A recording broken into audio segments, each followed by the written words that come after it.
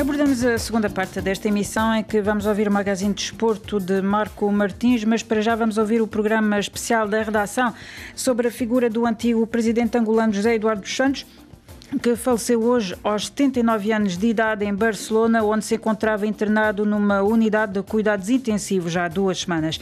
Eis a reportagem da RFI, apresentada por Neide Ribeiro. Reportagem. O antigo chefe de Estado angolano José Eduardo dos Santos, que morreu esta sexta-feira, foi um dos presidentes que ficou mais tempo no poder no mundo, 38 anos. Como é que ele vai ser lembrado pela história? A RFI perguntou a políticos, historiadores e ativistas. Para Didier Peclar, professor de Ciência Política e de Estudos Africanos na Universidade de Genebra, na Suíça, José Eduardo dos Santos foi um dos maiores atores na vida política angolana do pós-independência e a sua trajetória fica marcada pela concentração dos poderes. Foi dos maiores atores da vida política angolana depois da independência, tendo sido o presidente da República de Angola a partir de 1979, depois da morte do primeiro presidente Agostinho Neto, até ter que ser afastado do poder em 2017. Então ficou no poder 38 anos, é um dos presidentes que ficou mais tempo no poder em geral no mundo, não só na África. Então, nesse sentido, é uma pessoa muito importante para Angola pós-independência. O exercício do poder de José Eduardo dos Santos foi considerado por organizações internacionais ao longo dos anos como absolutista. É também por aí que ele vai ser lembrado? Ele vai ser lembrado de maneiras diferentes em função das opiniões políticas, do estatuto das pessoas dentro da sociedade, da política angolana. Ele não vai haver só uma memória dos Eduardo dos Santos, isso é claro. A sua trajetória também política é muito longa. Ele começou no poder muito jovem, antes de 40 anos, e ficou no poder de 38 anos. Então, a sua maneira de exercer o poder político enquanto presidente de Angola também mudou durante esses anos todos, né? O que é claro é essa trajetória de concentração do poder que começa a partir dos finais dos anos 70 e realmente aumenta muito a partir do fim da guerra e nos anos 2000. Aquilo que se vê é que houve uma grande concentração de poder entre as mãos do presidente e da sua entourage direta ao longo dos anos, enquanto quando ele começou o poder era mesmo dentro do partido, do bureau político, e o poder também ficou dentro do bureau político durante muitos anos. Mas com o decorrer da guerra e sobretudo a partir de 2002, quando o país entra, a guerra acabar, ou quando o MPLA ganha a guerra contra a UNITA, aí o poder pessoal do presidente dos Santos aumentou muito. Houve uma concentração dos poderes, não só à volta do pequeno número de pessoas à volta do presidente, mas também, a partir dos anos 2010, mais ou menos, uma concentração dos poderes também dentro da família, a própria família biológica do presidente, com a sua filha à cabeça da Sonangol, o seu filho à cabeça do Fundo Soberano, o que, afinal, acho eu, pelo menos, conduziu ao facto dele ter se afastado do poder pelo próprio MPLA em 2017, quando foi substituído enquanto candidato à presidência pelo João Lourenço. O atual presidente de Angola, João Lourenço, já decretou 5 dias de luto nacional e justificou a homenagem por se tratar do que chamou de figura de um estadista de grande dimensão histórica que regeu durante muitos anos com clarividência e humanismo os destinos da nação angolana em momentos muito difíceis. Para os ativistas não é bem assim.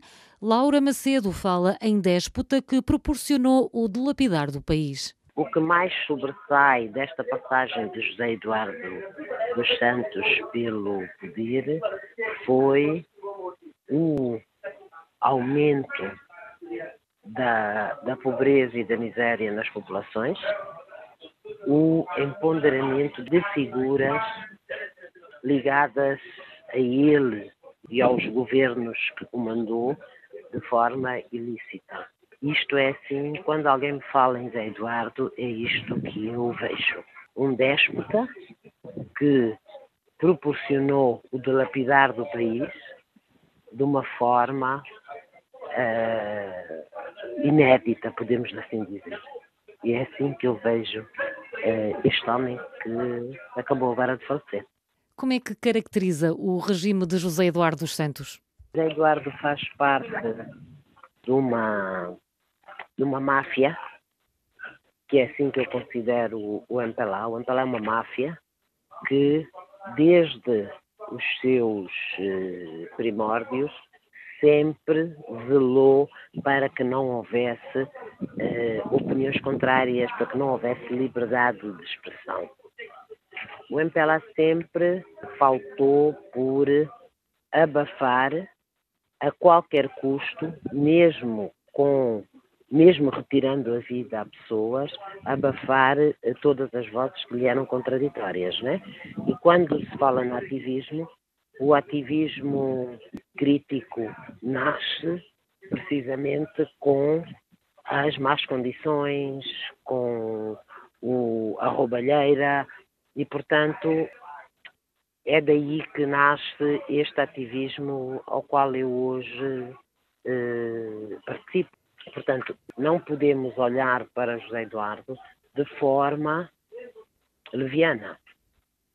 As prisões, José Eduardo participou desde os primórdios da independência em ações menos boas.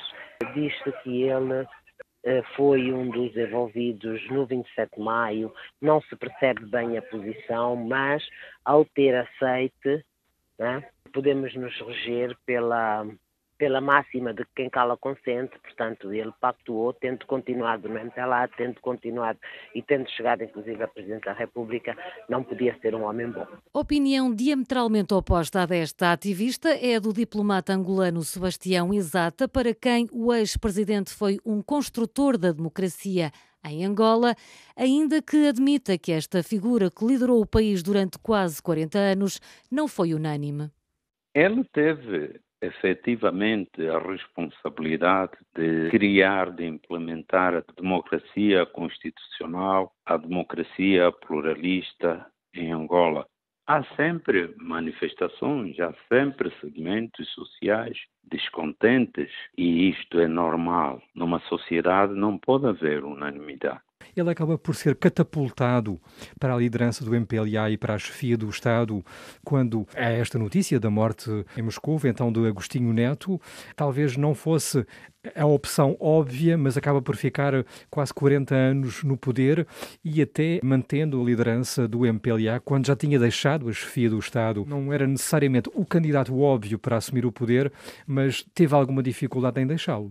Olha, eu falo-lhe de Agostinho Neto com muita propriedade, porque eu fui o tradutor de inglês de Agostinho Neto. Acompanhei Agostinho Neto em muitas missões ao exterior. José Eduardo dos Santos foi, de fato, a personalidade, naquele momento, que reunia as condições para dar continuidade à obra de Agostinho Neto.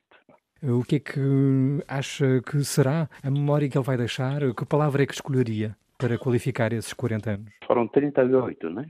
Quase 40 anos. A palavra que eu posso escolher nesse momento é que ele foi, de fato, o construtor da Angola democrática. Acha que esta notícia terá impacto no calendário eleitoral em Angola? Angola tem eleições marcadas para 24 de agosto? É evidente, né? Mas acredito que por esta altura todos os cidadãos já têm efetivamente as suas ideias preconcebidas relativamente às eleições e já têm certamente escolhidos os seus candidatos pelos quais irão votar. Ele cumpriu com a sua missão. Que Deus tenha em paz a sua alma. Então acha que não é caso para adiar as eleições de 24 de agosto? Não. Não é razão para isso. Aliás, estamos a mais de um mês das eleições e elas devem concretizar-se na data preconizada. 38 anos no poder foi tempo a mais, reconhece o historiador Bruno Cambundo. Parece que a história de vida de José Eduardo dos Santos foi marcada com mais anos do poder do que outra coisa. José Eduardo dos Santos aprendeu mais a mandar do que a cumprir. E podes entender que não queria, me parece também, abandonar o poder assim. O fez por razões de saúde, já na altura, em 2017? Acha que foi sobretudo a questão da sua saúde que o levou a aceitar deixar para trás o poder? Não. A questão da saúde pode ser, sim, um elemento, também porque queria proteger os seus. Queria garantias de que aquilo que tinha conquistado poderia, de facto, preservado. Quando diz os seus, refere-se à sua família? Os seus próximos. E aí vai ser a descida aos infernos, nomeadamente com Zenu, que vai ser preso e condenado, e também Isabel dos Santos, que vai perder todos os cargos que tinha e vai perder todas as benesses que tinha na Zona Angola e na Cruz Vermelha e por aí adiante, não é? Este é o lado positivo da história. A história conta-se por si mesmo. E hoje o que vamos assistir depois é que os filhos vão acabar pagando os erros que o pai cometeu e que também os filhos, em alguns momentos, acabaram, não é, aliados àquilo que o pai foi fazer. Esta sexta-feira, o governo angolano anunciou a criação de uma comissão do Estado para organizar a cerimónia fúnebre de José Eduardo dos Santos, com 11 ministros e a governadora de Luanda. Porém, a realização da cerimónia não é consensual, já que as filhas mais velhas do antigo presidente não querem regressar a Angola por enfrentarem processos judiciais.